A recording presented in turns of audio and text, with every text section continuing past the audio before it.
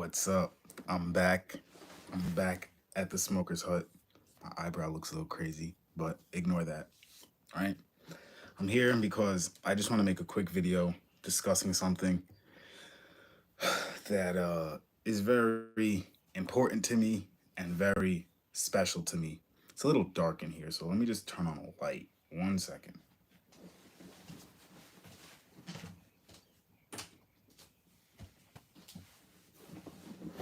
Okay, that should be a little bit better.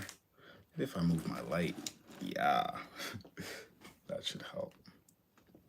All right, so I'm just here because I want to talk about a few things. And I was making these videos on my phone and then uploading them to the Smoker's Hut, but now I'm just going live on YouTube because I don't care. You know, it's YouTube. I don't care. Join, listen, don't listen. It doesn't matter to me. Um,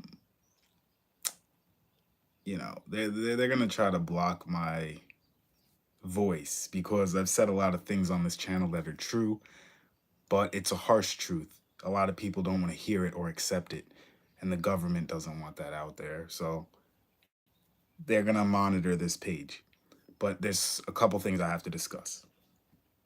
One, as far as my music, I'll always love music. Music will always have a place in my heart, and I'll probably still make music, honestly. But as far as my music on streaming, Apple Music, Spotify, things like that, if I was to release more music, it would most likely be through a partnership or some type of like deal like that where I'm working with someone. Because as far as my catalog, let me tell you guys a little backstory. I always wanted to release three quality albums without the help of a label, without the help of major money, big money. And I believe I accomplished that mission. Um, I love all three of those albums in different ways. The Cash Tape, Sanctuary of Serenity, and then Arrogance. I love them all in different ways. But I also won't continue to release music solo because for one, I've accomplished what I set out to accomplish within the time frame. I wanted to release the three before I turned 28, before my 27th, you know, year of living was over. So I accomplished that. I'm happy because I was one of those kids who would join a lot of things like football, basketball, so many different sports. And before the season ended or before the last year ended of the, you know, years, I would quit. And I when I grew up, like my parents would always say, you can't keep quitting stuff. You can't keep quitting stuff. Like you got to finish something, you got to finish something if you start it and things like that. Because my mind is very sporadic, very all over the place. And I'll pick up one thing that I like to do, and then I'll find something else and leave that one thing completely alone, even if I was good at it. And I said, I got to stop doing that. And I noticed I had a knack for music. So I said to myself, three albums, quality artwork, quality sound, quality, songwriting, and then put those out, and promote them correctly. And that was my goal. And I believe I accomplished that goal. I'm still promoting the final one because it just came out like not too long ago. But I'm proud of myself. You know what I'm saying? I'm proud of myself for completing that. And as time goes on, I just want to share that catalog with people, regardless of major money, regardless if they help me or not. I like that catalog, and some people might disagree. Some people might say it's this way or that way, but there's definitely something there. So as far as music, that book has come to somewhat of a close, but it's still my love, my passion. I still love music. I'll always love music. I'll always love making music.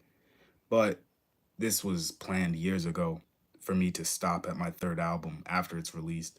Don't think I'm making this because I don't want people to think I quit. You know, I don't want people to look and think, oh man, he stopped making music. He gave up. It's like, no, I didn't give up. When I was young, like 19, 20, I was like, yo, if I release three, four quality albums, I will be happy. You know, I will be genuinely happy with that being on Apple Music, being on Spotify. So when I was little, I already told myself, foot cam, you want to see my feet? You want to see my feet? No, we're not doing that today. No foot fetish things. All right. As I was saying, the three albums are out there on Spotify and Apple Music. So that in itself makes me happy. And all I have to do now is show that to you guys. So I finally completed something that I started, which was my music catalog. And I'm just happy about that. Like, it might seem like a dumb achievement to you guys, but it was a lot of work. I had to record all those songs, mix all those songs. Is the sound quality as good as Hollywood and things like that? No, it's not, but it's good. It's a quality albums. The none of them are like this is just trash, you know? I mean, music's opinionated, but I think they're good sounding albums as far as songwriting, as far as lyrics, as far as me rapping and things. I hope some of you guys are from Long Island in here, but yeah. Um the next thing I want to get into is what I'm pivoting or transitioning into. And it really kind of coincides with music in a way, but what I'm currently working on, and the only reason I'm making this video is because I'm trying to trademark my company name and they're charging me 500 just to file the name, just to file it. They're going to charge me another 6 to 800 to process it, and it's going to take 1 to 2 years for me to possibly get approved or they could just be like, F you, guy, this isn't gonna work. So instead, I figured this is a good way to lock in my idea, the fact that this was my idea. How you doing, Jonah? I feel like this is a good way to lock in the fact that I'm working on this. Thank you, bro. Jonah, please subscribe, guys. Tell a friend to tell a friend. This channel is going to be more. That's another thing. Don't think I'm quitting the internet. You know what I mean? I'm not quitting the internet. I'm actually going to be more active on the internet than ever before right now because it's my goal to meet people. Like, don't get the wrong idea. Like, oh, he's not making music. He's not going to be active. I've been taking a break for a long time on on Instagram, on Twitter, not saying anything because I'm about to engage with you guys in a bigger way and in a better way than you've ever experienced. So don't think, oh, he's not making music, he's not going to talk to us. I'm going to still be here for you guys. The music's still going to be there for you guys. It's not going anywhere. And I hope nobody gets discouraged from the fact that I'm not like some huge superstar or anything like that. Don't get discouraged. Still chase your dreams. Finish whatever you start. You know, if you have a goal, finish that goal.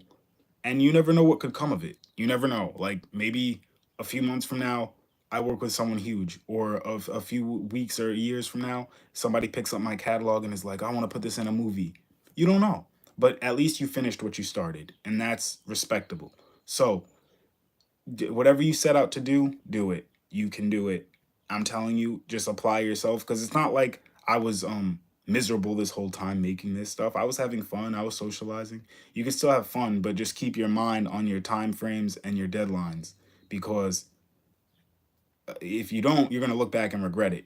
You want to finish things when you say you're going to finish them. So I'm just really happy about that I did that. Roblox. Am I the only person here? Well, there was people in here earlier, Roblox, but some people have left. But yeah, you're the only one in here right now. Um, so into my pivot. Oh, Jonah's in here too. Guys, they're lying. They're lying on the counter. Now they switched it back to 2, but they said 0 was in here. And both of you guys are like, no, I'm in here. No, I'm in here. See, they're playing with it. They really do play with the numbers. That guy Hassan Campbell is right. They do play with the numbers. I thought he was bluffing just for attention. They really play with those numbers. That's crazy because they said no one was in here at all, and both of you guys were in here. It says, yeah, now it says one for me. That is crazy, right? That is crazy. All right. So yeah, guys, like this video too, please, because then more people get shouted out. And I'm about to tell you guys what I've been working on, which is really cool. I think you guys are gonna be like, whoa, this is, yeah, now it says 3-2. Word Jonah, subscribe. Make sure you guys find my Instagram. It's at ARROWSANTI, Aerosanti. Just, go follow that. And I'll follow you guys back, obviously. But let's get into it, where we're pivoting to it has to do with the shirt I'm wearing. If you guys see this McLaren, I don't know if you guys know what McLaren is. It's a car company, you know? So what I'm ultimately trying to do, the trademarks that I'm trying to get processed right now, is for a motor company. Okay? It's for a motor company. The name of this motor company is Lutanda. So that's Lutanda, Lutanda. And what I'm going to ultimately be trying to do with that company is mass produce motors. And I ultimately want to make EVs, which is electric vehicles, for Africa, for the African diaspora, but really for the whole world. You're making a vehicle. Yes, I already made the body. I already made, like, I'm sitting here right now on my table with like gears everywhere, a motor, like a lot of stuff, but it's small because I'm starting small and then I'm going to have to reconfigure it to a big thing. But if you guys live on Long Island, if anyone's from Long Island or around here, you guys have seen me going to parts stores lately and like hobby shops and things. Like, can we see? If you guys want to see some of the gears, like they're extremely small. I'm working with like these little tools and things. But this is a gear. This is a spur gear, I believe. These are spur gears. And obviously I can't even use spur gears for what I'm trying to build. I'm gonna need a helical gear. But right now, spur gears work because I'm just trying to get the placement and everything. Um, yeah. So, yeah, the name's Lutanda. It's gonna take it's not gonna take a lot because I know what I'm doing, but the ultimate goal is so that the African and it's not a black thing. It's not because it affects everyone. Right now, we get our luxury cars from Germany, Italy, uh French. I mean, I don't they don't really make that many luxury cars. But, China lately has been making a big change in the car market, in the car industry. And they've been making Sans. All right, ask your question, bro. But they've been making huge good luck. Bye, dude. I'll see you, man. Peace out, gaming. Um yeah, they've been making this huge shift. If you look into like things like BYD going against Tesla and things, people are buying BYDs. People are enjoying BYDs. They're low priced uh, electric vehicles. And I believe that for any nation, not just Africa, not just African countries, but any nation should be able to make what they need. Because if you can't make what you need, then you will always be dependent on someone else. And I know Africa can make uh ICEs, like internal combustion engines. They can even make EVs if they wanted to. They can make electric vehicles without my ideas or help or anything. But I want to speed up that process. I want to speed that up because by 2050, by 2045-ish, they want and this is just global. This isn't white people, black people. This is everyone wants zero emissions. And that means no gas, no smoke, no smog coming out of the big tailpipe.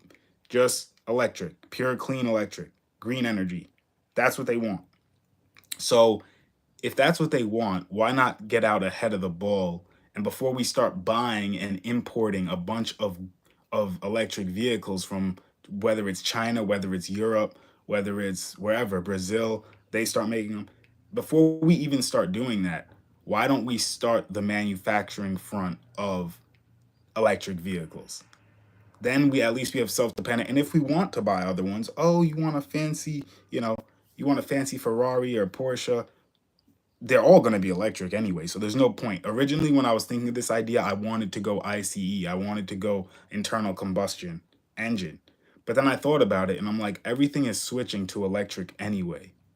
So why would I even start my idea with something that's becoming outdated? You know, for what am I going to sell cars for the next 4 or 5 years and then have to switch slowly? There's no point in it. So I switched to electric. But there's gonna be hurdles. I know there's gonna be problems. People, I know a lot of people are gonna watch this and be like, "Bro, do you actually think that's gonna work? That's a stupid idea. It's not gonna work. It's not gonna." But I've always been the type of person where if the goal is not life changing, then the goal is probably pointless. You know what I mean? If it's not gonna change your lives and people's lives and history and things like that, then what's the point? If it's not gonna change the people and the world around you. Um, so I always reach for the stars. Like I always reach for the sky and hope to get somewhere in a high level. As far as this idea though, I'm gonna just get a little more specific. I'm not gonna tell you guys everything I have planned, but I'm just gonna tell you more specifically. So Lutanda, the name Lutanda comes from Luanda, Angola. So it's a West African. Thanks, bro. Thanks, Jonah. It's a West African country on the coast of Africa, which I'm picking that location for a variety of reasons. But hopefully they pick me though, because at the end of the day, I'm going to need connections and certain things that I can't do everything by myself. You know, I can't just go somewhere and oh, I'm gonna do this. It's like, no, I'm gonna need approval and I'm gonna need help from the people actually there. And that's only if they want these things. If they don't want them at all, then I'm not gonna force my ideas upon any community. I never want to do that. But if they want them, and I don't see how it's not beneficial for everyone involved, because if we have that, not only could Luanda sell outside of Luanda to other African nations, but they could sell outside of Africa to other countries. So I don't see how it's really even a debate or like, oh, this isn't a good investment. It is a really good investment because we're gonna have to make it anyway. In the near future, we're gonna have to make that investment anyway into EVs, whether it's from buying it from them or building it ourselves, in which case that's my idea. So right now I'm trying to create a gearbox uh, that would sit on top of the motor and then move the drive axles, the rear axles. So as I'm building that, I'm realizing, this is a real idea. This is a real possibility that can work. And all I need is people's support and approval. But at the same time, I know that other countries and places have their other issues that I don't understand, So there might be issues or something that I don't understand.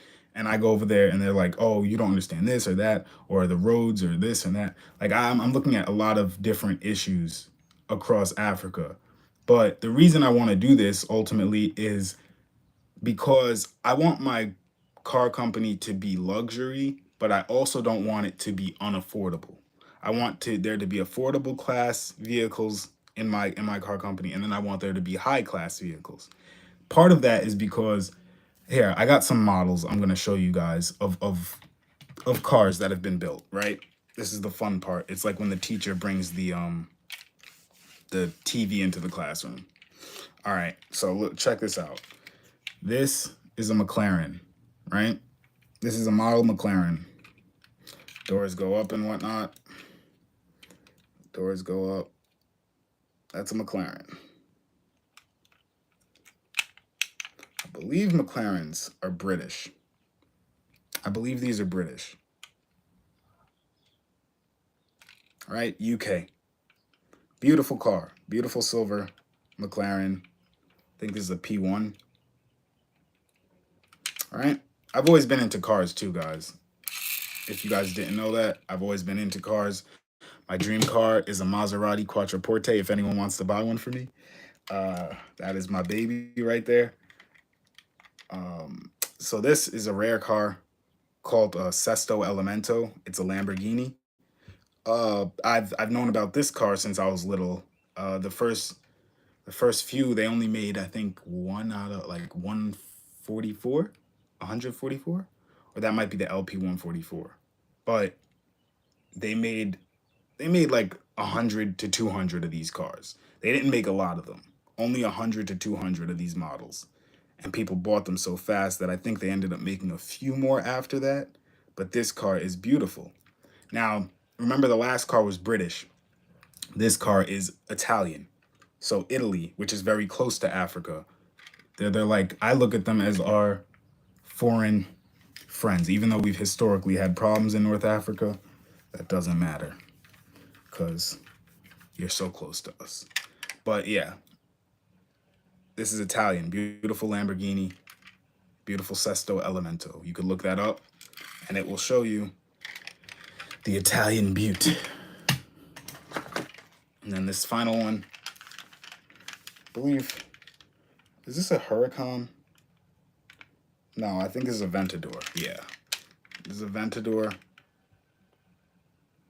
You know, people call it the Batmobile. People are like, oh, it looks like the Batmobile. You know, also Lamborghini. So obviously also Italian. You guys get the idea. The reason I'm showing you guys these vehicles, and these always sit on my desk, these inspire me to go harder in life. These sit on my desk, and it's not just, oh, I want a Lamborghini one day, so I'm gonna go harder. I'm talking about going harder as far as manufacturing. This man playing with toys. Nah, these things inspire me though. These things inspire me though. Um, Hold on, I need to close my windows. Shit is too loud. Yeah, but yeah. Like they inspire me and not in the sense of oh, I want to buy one day necessarily, even though if I had enough money I might.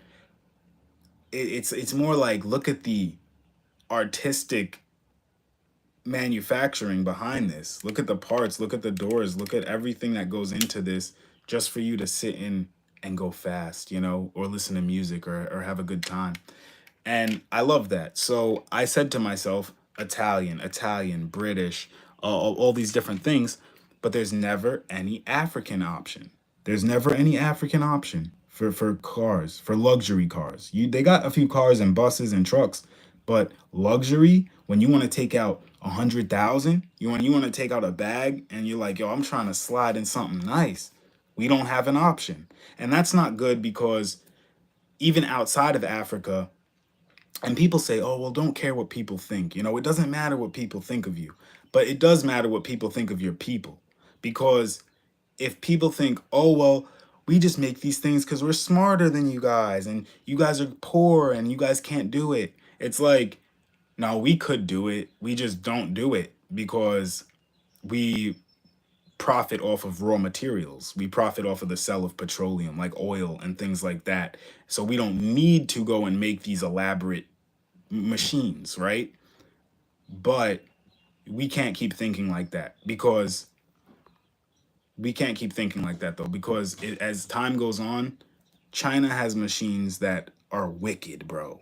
Wicked, wicked. These things are like doing everything. You damn near got to press a button and it's making everything else for you. Europe, same thing. They have machinery. The KUKA robots, bro, are picking up things, lifting things, building things, doing all types of things. If we don't start to get in that mentality, not just as Africa, but as the diaspora, Africa, African Americans, African Brazilians, African Canadians, if we don't start thinking like, yo, I am part of this continent, and when they look bad, I look bad, then we're gonna defeat ourselves because we need to have a collective mentality because other places do. If you're Italian or whatever, they say I'm Italian. I'm an Italian American. My parents are Italian, and they live with that heritage. You know what I'm saying? That's part of their culture now. Is that place? They've disconnected the African diaspora from Africa.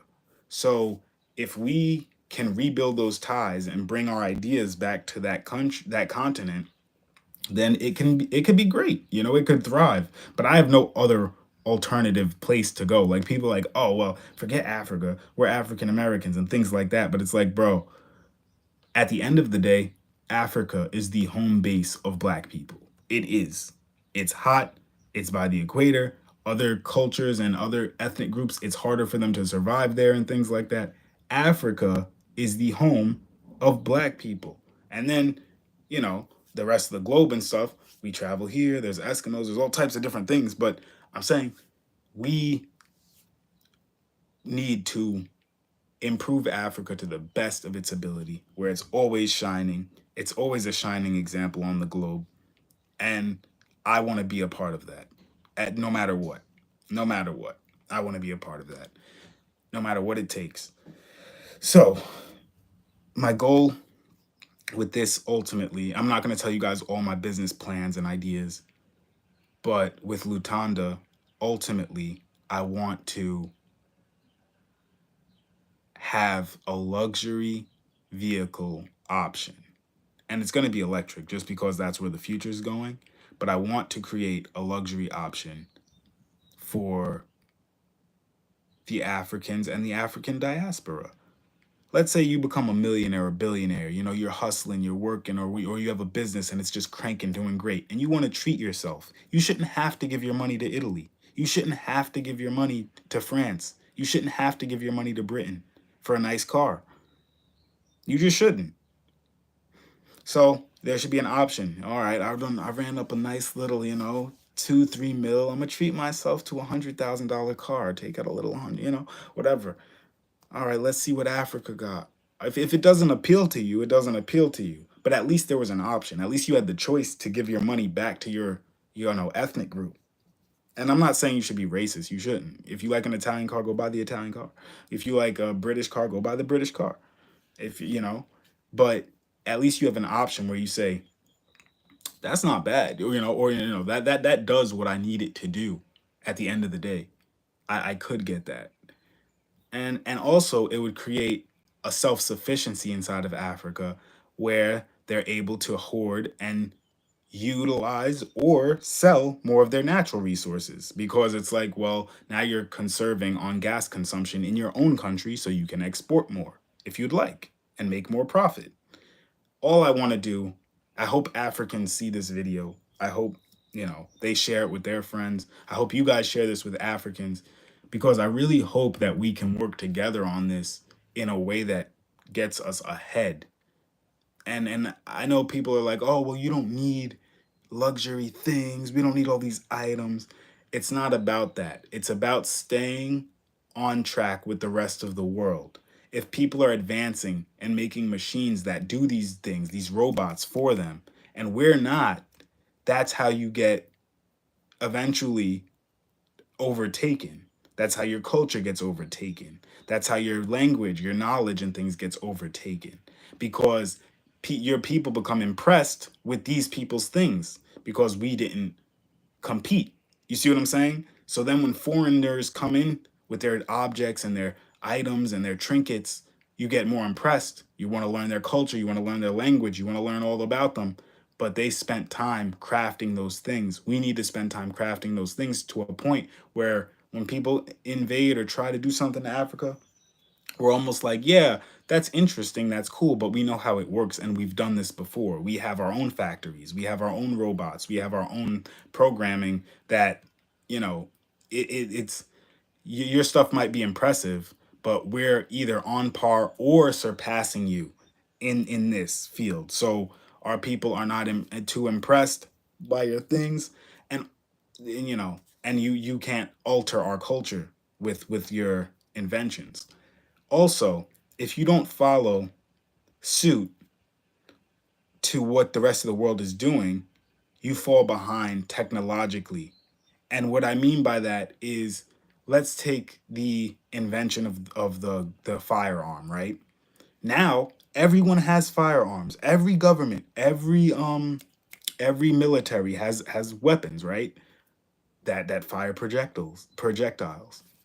Now, at the time, at one point, people looked at Europeans and said, you know, why would you build that? That's an evil weapon. That's violent. That's this, that's that. That's evil. That's Satan. That's all these things, right? But at the end of the day, those people who made those things, everywhere they went with those weapons, they were able to rule and take over people with lesser level weapons.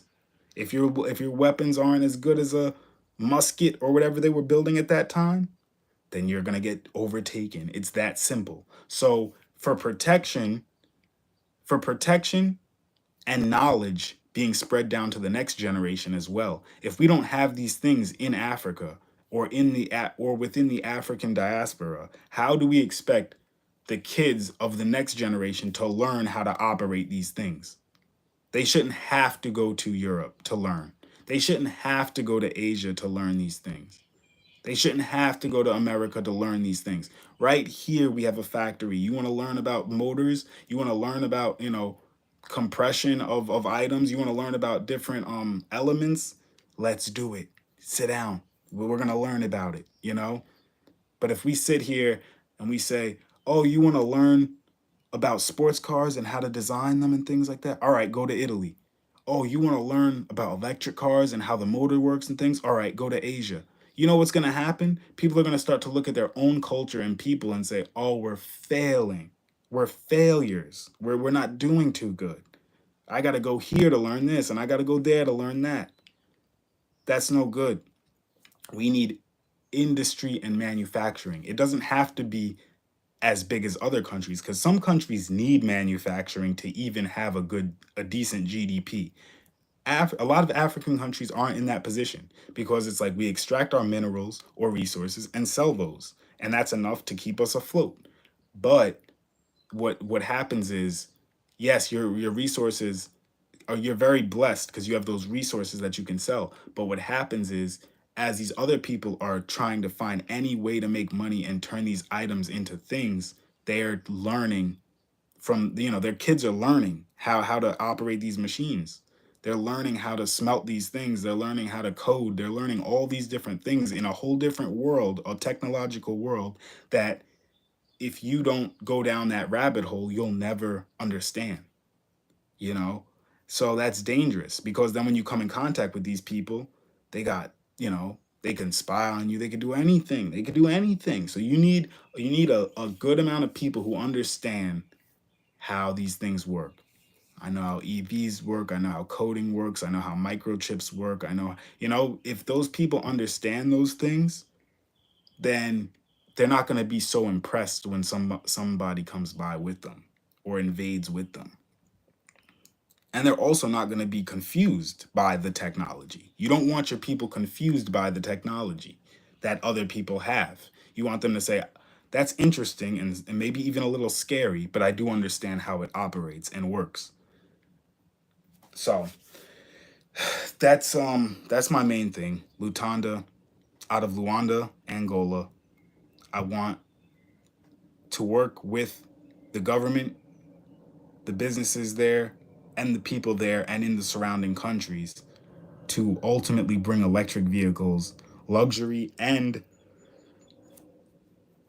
luxury vehicles and moderate, you know, moderate class vehicles that look nice, that are quality. I want to bring those to Africa because with that, I think that a sense of pride also comes with making cars. Maybe it's a guy thing. Maybe only, not only men. I'm sure some girls understand it, but a lot of men understand. Like there's a pride with having a nice car from your country, or a pride. I'm actually not Angolan. I'm actually, when I did my DNA, I'm Cameroonian, but it's still the West Coast. So the only reason I'm not choosing Cameroon is just because Angola has a little bit better of an infrastructure, like a road infrastructure, building infrastructure, and that will help. That's gonna be way better of a introduction to electric vehicles. You see what I'm saying? Like to bring electric vehicles to somewhere where the infrastructure isn't up to par yet is just not, that's not logical. You know what I'm saying? So, but Luanda is actually very advanced in my opinion. There's things where they need advancement, more advancement, but as far as cities go across the world, they're not like too far behind as far as their infrastructure. So I want to work with them. I want to work with their government, their businesses, the surrounding countries until we come to some type of common ground where we are making these advancements. We are learning these things so that we can teach our kids how to work these machines, how to build these machines, repair them. Um, because that's another thing. Once the machine is built and your people, the people around you, the engineers, the technical experts and things, once they know how that works, all you have to do is maintain the machines and improve the machines, and your cars are going to get better. Your motors are going to get better.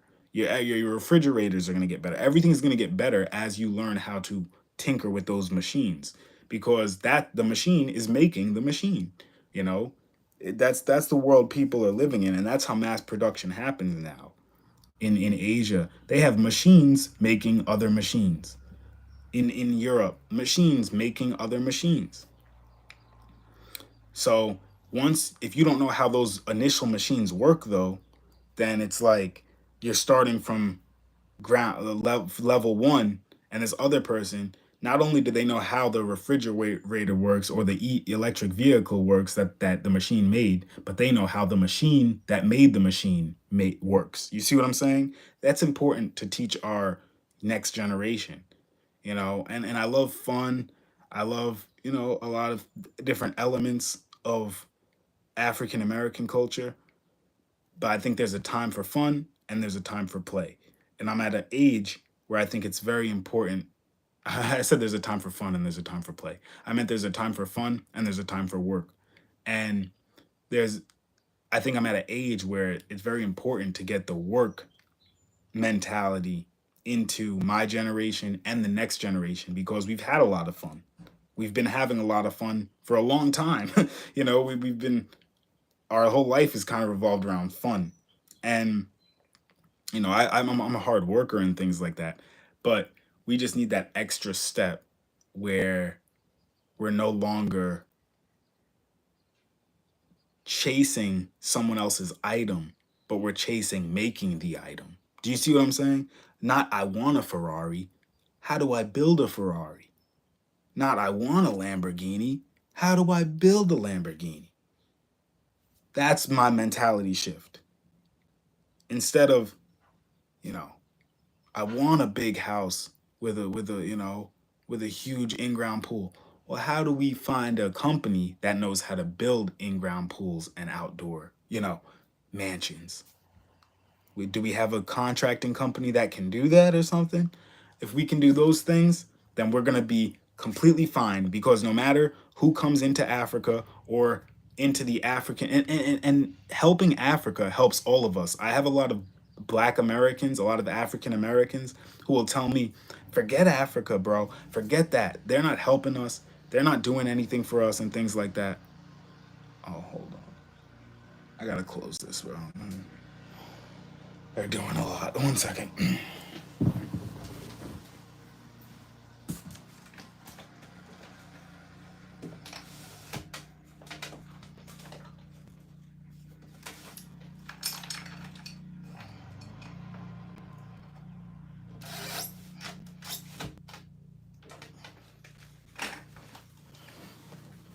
All right. Yeah, but you get the idea. Um, yeah. So the more we know, the less we have to depend on other people. And also, like I said, when other people come into your countries and things, oh, you need the Ferrari, you need the BYD, you need this. Come on, buy the. No, we don't need it. I might buy it, I might not. You know what I mean? I might, maybe I buy it, maybe I don't buy it. Because at the end of the day, I can make those. Arrow has a company called Lutanda. It's in Luanda. They make a ton of cars. They make a ton. That's all they do is make cars. So I don't need anything from you guys. But if I want to go buy a BYD and give it to my people, then I will. You know, if my people are demanding BYDs, then I'll go buy some BYDs and we'll work this out. But if if I can make it myself, it's like don't ever think I need you guys as Africans, as African country. Don't ever think I need those cars. Don't ever think I need those motors. I can make them myself. But if I want to buy them or you have an improvement, I could do that. But the goal is self sufficient. And self sufficiency means you don't need anyone. You can do everything yourself. And that sounds like, oh, selfish. No, no, no. I think every country should be self sufficient, though, not just African. I think every continent should have mass production on its own scale where you don't need anyone. Not every country, because every country is too segmented and small, but every continent.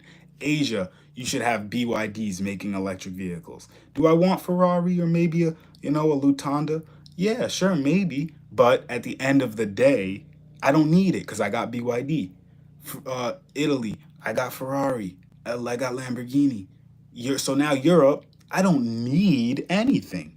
But if I want something extra, or maybe a cheaper car, cheaper option for my people, or a more expensive option for my people, sure, I go buy it. But at the end of the day, I have a Lamborghini factory.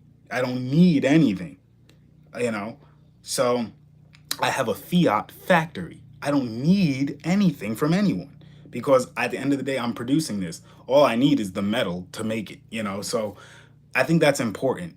And same thing with America. Ford, we don't need anything. We have mass produced Fords. So at the end of the day, we could do that. And I think that's important for each country, each continent to have a hub of car manufacturing because let's say somebody falters, something breaks, a factory somewhere in one continent catches on fire, something like that, or an emergency happens and there's a lack of resources, then two different continents or three or four other continents can pull together and say, let's send them some of our cars in the meantime because they've had an emergency or something where, you know, their factory caught on fire or some whatever.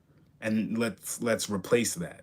So everyone being self-sufficient doesn't mean you have to have a problem with everyone else. It doesn't mean you have a problem with the people. It just means I have my own things. It just means I have my own things and you have your own things. And if we want, we can trade. Trade a couple Lutandas for a couple, Maseratis or something. Or Audis. But they have a lot, bro. This is just me naming them. Audi, Maserati, Lamborghini, Ferrari. They're making money. That's helping their GDP. When these rich people work their whole life and then give them $1 million on a car, on a piece of metal, that is helping their GDP. So we need to know these things. We need to educate the Africans, African Americans, African Brazilians, African everywhere. Because also when your people start making vehicles like this, your people start to find interest in creation like that. Like, oh, that's Italian, okay. So now you start learning about those things. But it makes your people look better. It makes the next generation smarter, and it keeps you self-sufficient. It keeps your money circulating inside. And if we want to buy some extra things outside, then we will. But you don't have to. You're not dependent on Volkswagen or you're not dependent on any other company, BYD, you know? So you never want to be dependent because that's how someone can just pull the rug from under you or overcharge you and start saying, well, at the end of the day, if you don't have me, you won't have any cars. So, if you want a decent vehicle, you're going to need me and stuff like that. So just to turn that on its head, and to keep up with where the world's going. Everything's becoming electric. We're moving away from internal combustion engines. I think it's important to have a program somewhere in Africa where that's the main focus, is learning these machines, because that's a drastic change on the globe. And if you don't teach the next generation that, someone else is going to, and they're going to be ahead. So it's a variety of things, and I think it's extremely important that this happens. And a lot of these African countries have money, bro. Like, a lot of people think, oh, African, yeah, but they don't have any money. How's that going to happen? No, they do have money. They're selling tons of oil, tons of minerals, tons of diamonds. They're selling tons of stuff. It's just they don't do the manufacturing thing because they really don't have to. They have enough raw materials to stay afloat without manufacturing things, and then